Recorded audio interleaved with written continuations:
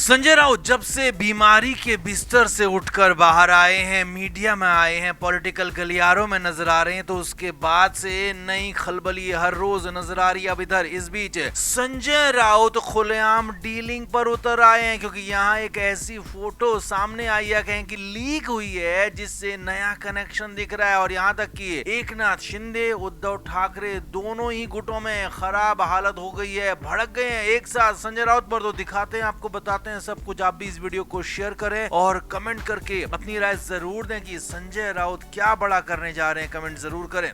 तो सबसे पहले आप इस तस्वीर को देखिए। एक प्रोग्राम की है, फंक्शन की है मुंबई में, महाराष्ट्र में। एक तरफ एकनाथ शिंदे की नाराजगी है, लगातार बनी हुई है सरकार से, बीजेपी से, मुख्यमंत्री देवेंद्र फडणवीस से। वहीं दूसरी तरफ यहाँ संजय राउत मुलाकात कर रहे हैं उन्हीं देवेंद्र फडणवीस से। जी हाँ, मुख्यमंत्री देवेंद्र फडणवीस से देवा भाई से मुलाकात हुई है। संजय राउत की आमने सामने की ये मुलाकात है। इसमें संजय राउत हालांकि मास्क पहने हुए दिख रहे हैं, लेकिन बिल्कुल इतने करीब बैठे हुए हैं कि दोनों एक दूसरे की बातें बहुत हल्की आवाज में, फुसफुसाहट के साथ कर रहे हैं, और ऐसा ही नजर भी आ रहा है। हालांकि मास्क पहने संजय राउत को लोगों के पास जाने में दिक्कत थी, मगर यहाँ पर मुख्यमंत्री फडणवीस के पास जाने में उन्हें कोई दिक्कत नजर नहीं आई, और यही फोटो वायरल हो गई और इसी के बाद बवाल मच गया, क्योंकि यहाँ पर फंक्शन एक बड़ा फंक्शन था। हालांकि कहा यह गया कि शिष्टाचार मुलाकात थी, लेकिन इस मुलाकात के कई मायने हैं। अब खबर जो है अंदर की निकल कर आ रही है, वो हम आपको बताते हैं। असल में संजय राउत इन दिनों कई तरफ डीलिंग की कोशिशों में जुटे हुए, ऐसा लगातार खबरें आ रही हैं, सूत्रों का ऐसा कहना है। और संजय राउत ने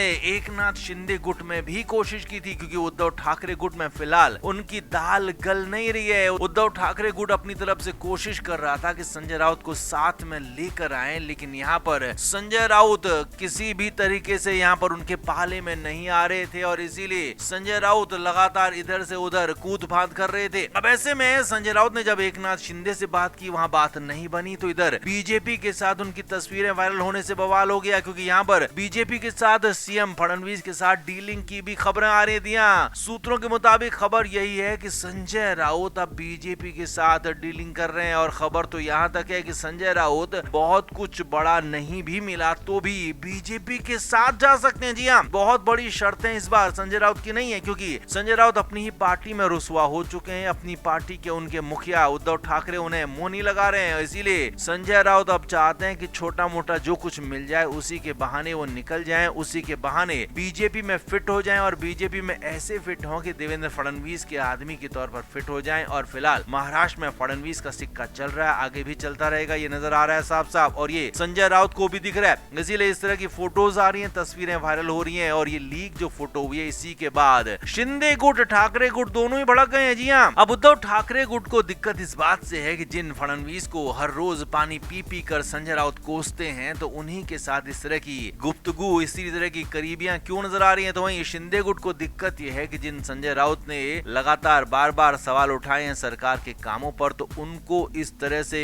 क्यों ट्रीटमेंट दिया जा रहा है, तो बवाल इसी पर हो रहा है, सवाल इसीलिए उठ रहे हैं। तो कुल मिलाकर संजय राउत और देवेंद्र फडणवीस की इस मुलाकात से बवाल हो गया है। बवाल इसलिए हो गया क्योंकि संजय राउत और देवेंद्र फडणवीस के साथ में कोई तीसरा वहां पर मौजूद नहीं था, दोनों ही थे, इसीलिए यहाँ पर ये भयानक बवाल मचा हुआ है। तो आप इस पर क्या कहेंगे, आप भी कमेंट करके जरूर से जरूर बताएं, वीडियो को शेयर भी करें। तो उद्धव ठाकरे कोशिश कर रहे हैं कि महाराष्ट्र में महाविकास अघाड़ी बना रहे और चुनाव में एक साथ सब लड़ें, लेकिन कांग्रेस की तरफ से एकला चलो की राय दी जा रही है, कहा जा रहा है, नारा दिया जा रहा है, और कांग्रेस कोशिश ये कर रही है कि अकेले ही बीएमसी चुनाव में लड़े और अकेले ही आगे बढ़े, भले ही छोटी पार्टियों को साथ लेना पड़े, लेकिन कांग्रेस उद्धव ठाकरे की पार्टी के साथ जाना नहीं चाहती है, क्योंकि उद्धव ठाकरे राज ठाकरे के ज्यादा करीब दिख रहे हैं। अब ऐसे हालात में लगातार कोशिशें हो रही हैं कांग्रेस को मनाने की, लेकिन कांग्रेस के स्थानीय नेता, प्रदेश के नेता उद्धव ठाकरे की बात सुन नहीं रहे हैं, मान नहीं रहे हैं। अब सूत्रों के मुताबिक खबर है कि उद्धव ठाकरे ने इसी को लेकर राहुल गांधी से बात करने की कोशिश की, राहुल गांधी से फोन पर बात करने की कोशिश की, लेकिन यहाँ पर उल्टा उद्धव ठाकरे को ये फटका लग गया, बड़ा वाला, बहुत बड़ा वाला। जी हाँ, खबर यह है सूत्रों के मुताबिक राहुल गांधी ने उद्धव ठाकरे को साफ साफ दो टूक शब्दों में कहा कहा कि अगर बात होगी तो बराबरी की होगी, बड़ा भाई छोटा भाई यहाँ पर कोई भी नहीं होगा। अब सभी जानते हैं कि उद्धव ठाकरे महाराष्ट्र की राजनीति में खुद को सबसे बड़ा मानते हैं, चाहे वो सरकार में हो या नहीं हो। अभी भी भले ही वो सत्ता से दूर है, उनकी पार्टी की गत बहुत खराब हो चुकी है, लेकिन अभी भी वो खुद को मुख्यमंत्री